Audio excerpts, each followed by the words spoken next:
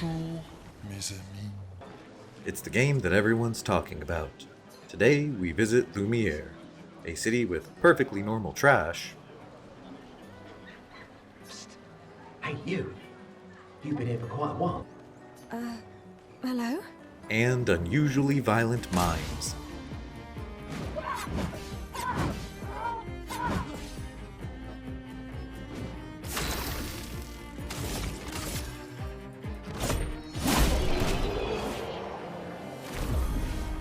Today, we start our own expedition to explore this fractured world. So let's give homage to the gommage and... Listen!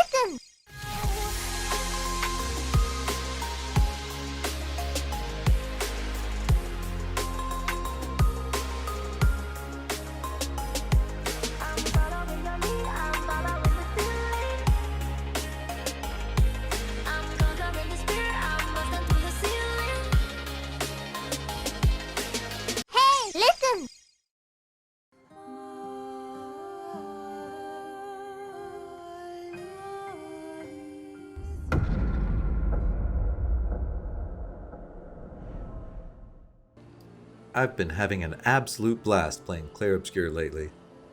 The story is original, there's a plethora of interesting characters throughout the world. No distraction, son. I'm really busy beating up strangers. Get out my way! Very gesturalish.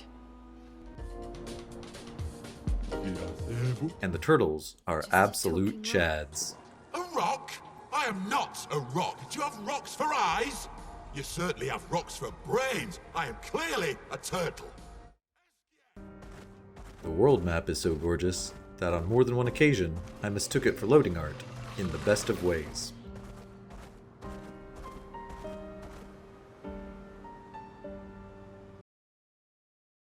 For a game whose name roughly translates as black and white, Expedition 33 takes a surprisingly nuanced view of family dynamics and trauma in a mirror of our modern world.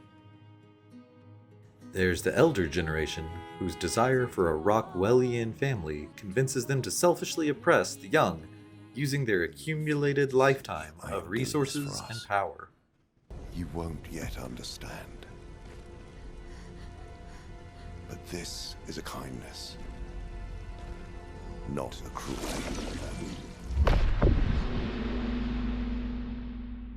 There's a middle generation who feels figuratively, and in Verso's case, literally sacrificed, often losing their sense of identity and purpose after being forced to fit the needs of their parents while acting as a support for their siblings. Feeling unable to pursue personal happiness due to forces beyond their control, be it a terrorist attack or an internet algorithm that discards them as an unoptimized and undesired commodity. Finally, there's the youngest generation, who has inherited a fractured world, broken by the greed and grief of those who came before. Often labeled as lazy or useless, realistically, many will never enjoy the facets of a normal life, like growing up without global pandemics or owning a home. It's unsurprising, then, that some should choose to live in denial or in a fantasy world instead of facing such a harsh reality. The game's epilogues seem bleak at first.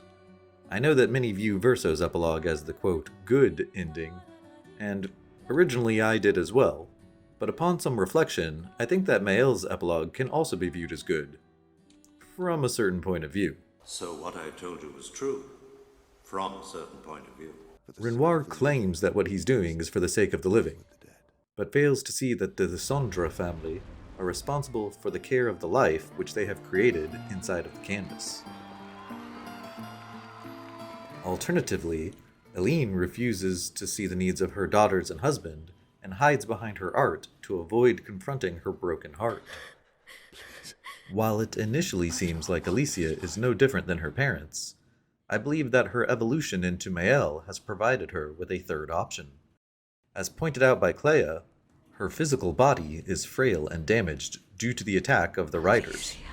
However, with her newfound perspective, she can simultaneously stop her parents from fighting, honor her brother's sacrificial wish to save others, as well as provide herself and her adoptive Lumiere family with a new future where they can pursue happiness of their own, all by maintaining the canvas, albeit at the cost of her physical body's deterioration. This is not an act of escapism, but an act of love and self-sacrifice to atone for her family's sins and provide both her family inside the canvas and out opportunity to enjoy their remaining time with the truest version of Mael. But perhaps I'm just an optimist, trying to sneaky sneak a happy ending into an existential void.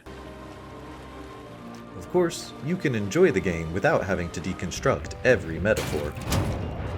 There are plenty of collectibles to gather that range from giving you insight into the world's lore, to new outfits to make your squad wander around in that will lighten the mood, because cutscenes are more fun with silly outfits.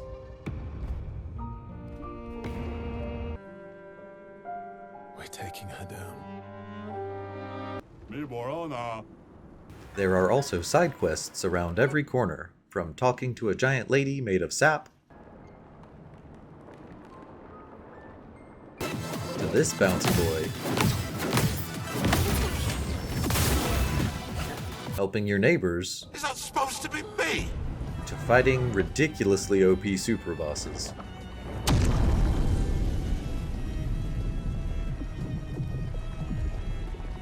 While playing it has been great, the game is not perfect. The game does a good job of encouraging different party compositions and styles, with a mixture of fighting, dodges, and parries, but the sudden, non-signposted, and completely singular parry-only chromatic ramasure encounter is just jarringly bad.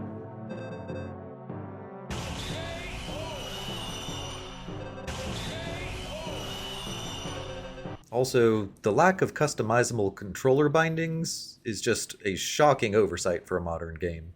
And for a game about a painted world, I feel that it was a missed opportunity not to allow players to reskin or paint over their equipped weapons. That being said, it's no surprise that this is being talked about as a Game of the Year contender. Of the games I've played so far this year, it certainly has my vote. Honestly, it's just Good. Good. Good. Good. Yes, good. I'd even call it. Fantastic. But what do you think, fellow expeditioners? Leave your thoughts below for those who come after. Please like and subscribe, and I'll see you next time. Aha! Collecting Neveron feet. I just need the foot. Ow, wow. Don't ask me how it works. I've never understood.